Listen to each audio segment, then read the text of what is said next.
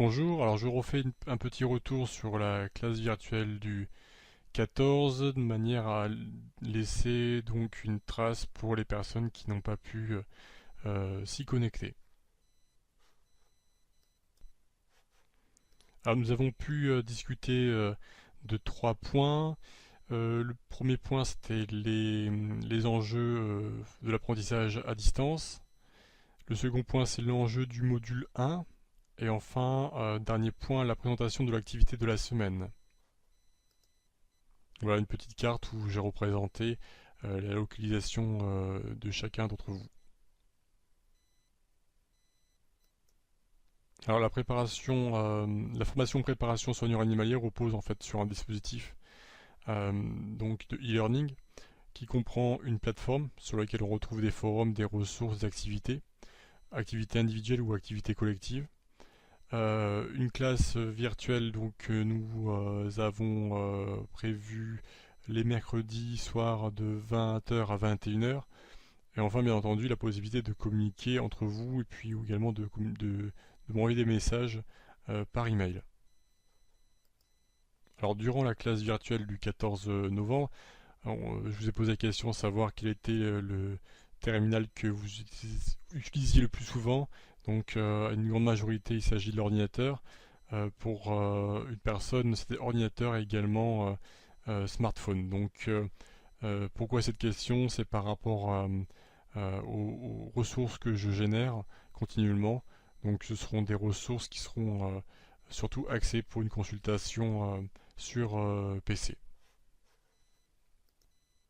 Alors voici un schéma d'un apprentissage classique. Donc vous avez donc un formateur, un enseignant, enfin on peut l'appeler de différentes manières, qui en fait va transmettre un savoir à un public assez large, étendu, divers apprenants.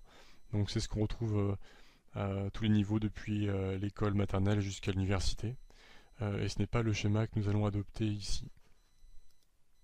Alors nous, on va adopter un schéma un petit peu différent, sachant que pour le e-learning, il est nécessaire de créer de l'interaction.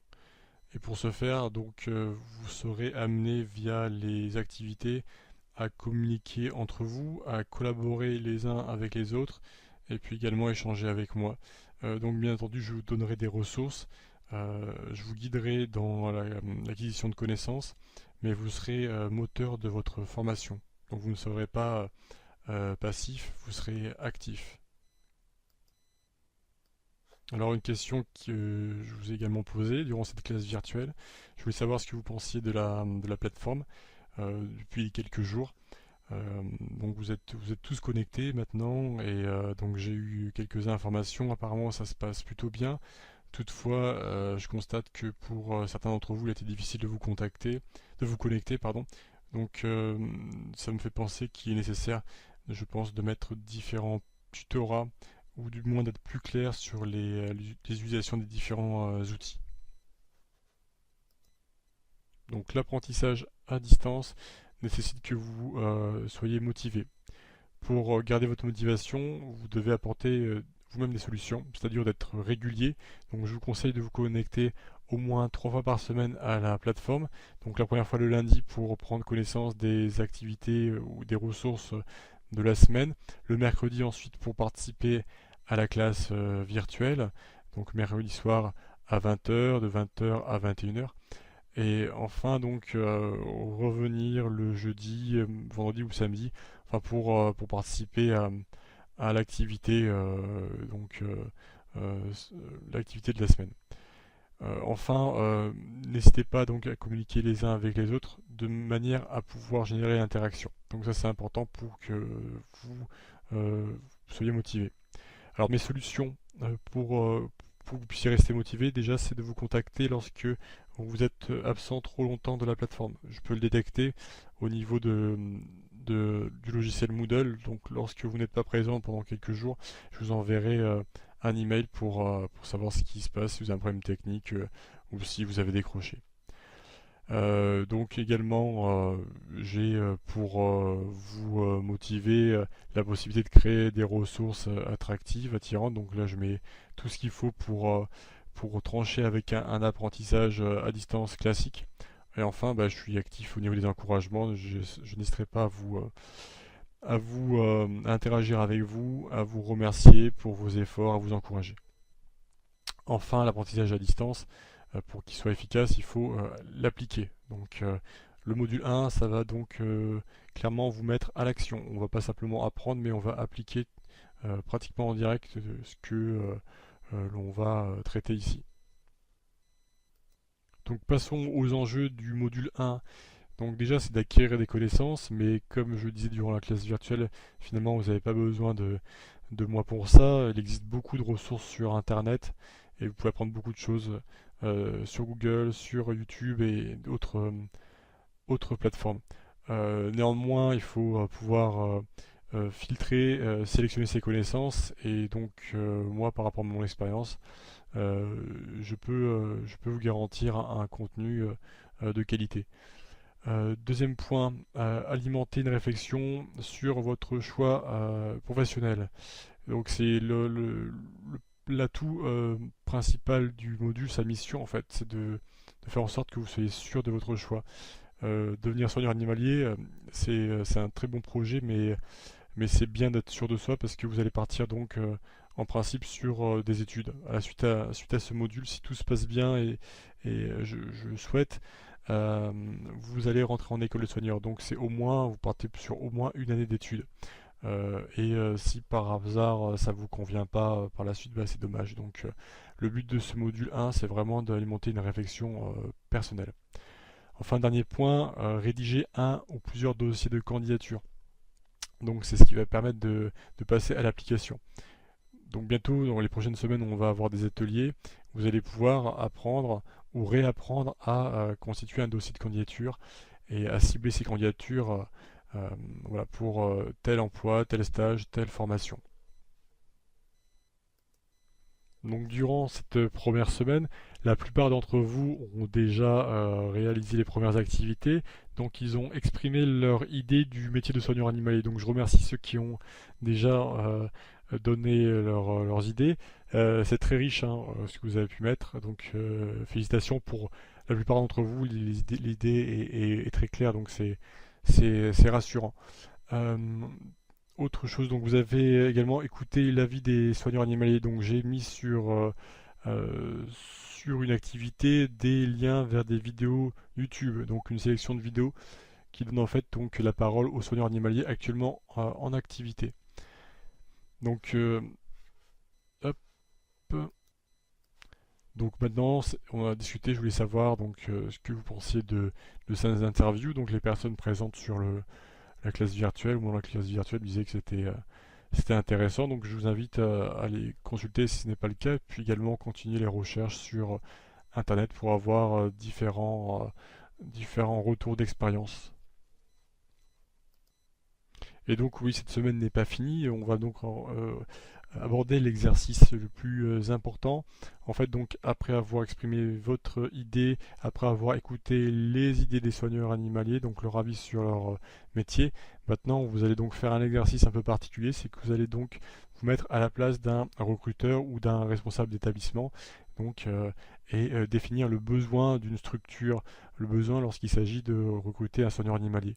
Donc le but c'est vraiment de pouvoir casser l'image, on va dire, idyllique du soigneur animalier, mais de voir un petit peu ce qu'il en est, quel est le besoin des organismes, des organisations par rapport à ce métier. Donc pour cette activité, vous n'êtes pas libre, j'ai choisi en fait un cas d'étude, un petit établissement privé.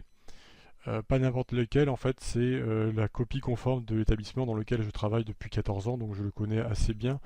Et donc ça me permet donc d'avoir un avis très précis des besoins que nous avons ici en matière de soigneurs animaliers. Donc voici quelques informations. Donc c'est un parc animalier dans le Var, créé en 1989, superficie de 5,5 hectares, donc un établissement qui n'est pas non plus petit, mais qui va dire, il commence à rentrer dans la catégorie des moyens, voilà, en termes de superficie. 35 000 visiteurs par an, donc c'est là par contre un petit établissement. Une importante collection de plantes, donc c'est un parc mixte, hein, plantes et animaux. Au niveau de la population animale, on compte environ 200 animaux, principalement des oiseaux et notamment une grande collection de calaos, ainsi que quelques espèces de mammifères et de reptiles.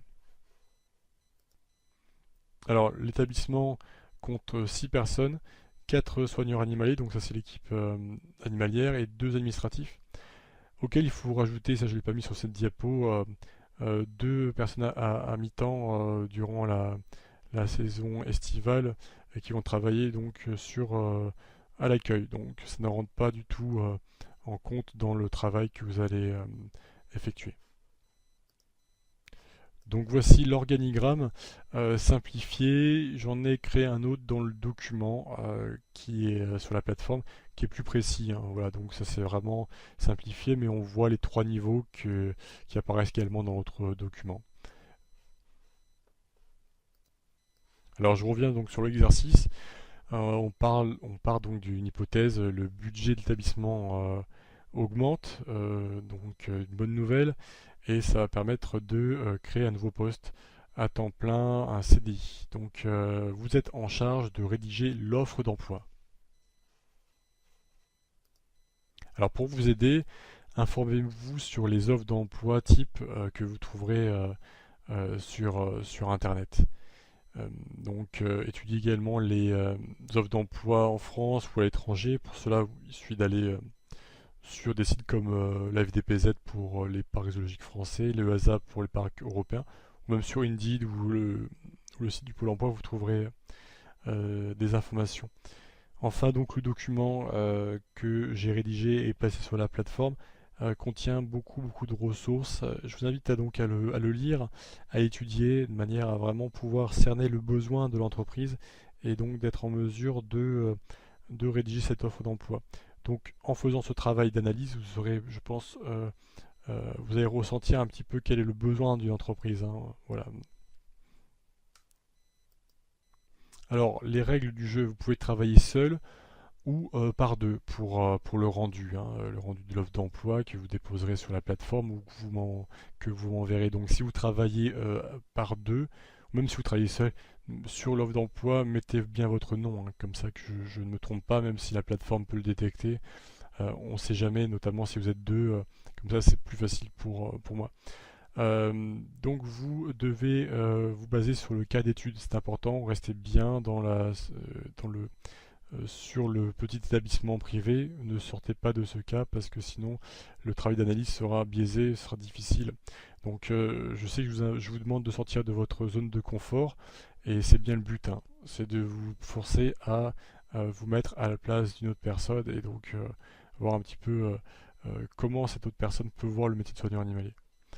Enfin, donc vous avez jusqu'à mercredi prochain pour rendre votre document, donc en le déposant sur la plateforme ou si vous avez un problème, en me l'envoyant par email. Donc j'ai laissé l'email de la formation, donc préparation soigneur animalier @gmail.com.